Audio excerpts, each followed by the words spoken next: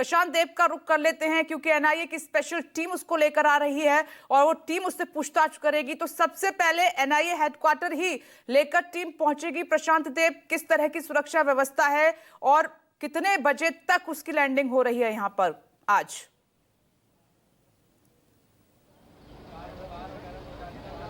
देखिए, एनआईए मुख्यालय की बात करें तो जो मुख्य सड़क है जहां पे ये मुख्यालय स्थित है, पूरी तरीके से उसको ब्लॉक कर दिया गया है। आप देख सकते हैं, ये ठीक बाहर हम खड़े हैं, मतलब कैरेजवे को बंद कर दिया गया, आवाजाही बंद है, क्योंकि यहीं पे उसको लेके आना जाना। इसी तरीके से एयरपोर्ट से लेकर के एनआईए मुख्यालय तक पूरी तरीके से व्यवस्था की गई है। स्नाइपर्स भी बीच बीच में लगाए गए हैं। एक तरीके से जैसे समझिए जैसे रूट लग जाता हो वैसा अरेंजमेंट है। और जहां सवाल उसके आने के वक्त का, तो माना यह जा रहा है कि देर शाम हो सकती है, क्योंकि जो जानकारी मिली है उसके रूट की कि लॉस एंजलिस से उड़ेगा, जर्मनी में फ्यूल करेगा और उसके बाद वाया ईरान होते हुए भारत पहुंचेगा। तो जो लंबा रूट है, 8 घंटे तो उसको अमेरिका से बाहर निकलने में ही लग जाएंगे। उसके बाद जर्मनी में फ्यूल करने के बाद वो पहुंचेगा। तो देर शाम का की बात हो रही है। ये कम से कम 4 बजे के बाद का समझा जाए, उसके बाद जो भी समय है। तो इंतजाम पहले से पूरा यहाँ पे किया गया। बार बार बड़े अधिकारी भी आके ब्रीफिंग कर रहे हैं। अब 2 अधिकारी जो हैं एनआईए के वहाँ पे साथ में उसको लेने गए हैं, जो विमान से उनके साथ आ रहे हैं। बाकी और भी टीम के लोग हैं, बाकी एजेंसी के लोग हैं।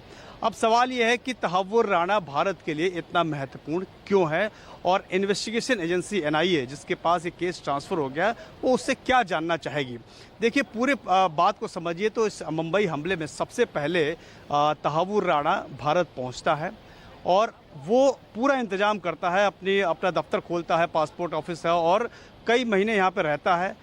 तहव्वुर राणा ने डेविड कोलमैन हेडली के लिए, अपने आगे वाले आदमी के लिए, जो डेविड कोलमैन हेडली था, उसने उसको जगह बनाई, उसको सारी सुविधाएं मुहैया कराई। और फिर कोलमैन हेडली ने वो तमाम चीज़ें मुहैया कराई जिससे कि ये आतंकी घटना घटी। तो 3 स्टेप में इसको समझिए। तहव्वुर राणा पहले आता है, फिर डेविड कोलमैन को वो इनवाइट करता है, डेविड कोलमैन अपना काम करता है, डेविड कोलमैन के इनपुट्स के आधार पे वो अटैक होते हैं। और जो बहुत ही खतरनाक, बहुत ही गंदा आतंकी हमला दुनिया में इसे माना जाता है, सबसे बड़ा आतंकी हमलों में से एक था, जो इतने करीब 160 लोगों की इसमें जान गई, पूरी दुनिया ने देखा। और कई बार एजेंसियों ने ये स्टैब्लिश किया है, भारतीय जांच एजेंसियों ने, कि इसमें पाकिस्तान की आईएसआई का हाथ है और लश्कर तैयबा जैसी तंजीमों। लेकिन अब सबूत चाहिए। तो उसके लिए जब केस वहाँ पे अमेरिका में चला, तो 2020 में ये केस टर्न डाउन हो गया, उसको बरी कर दिया गया तहव्वुर राणा को, जब वहाँ पे अमेरिका में इसके खिलाफ केस चला।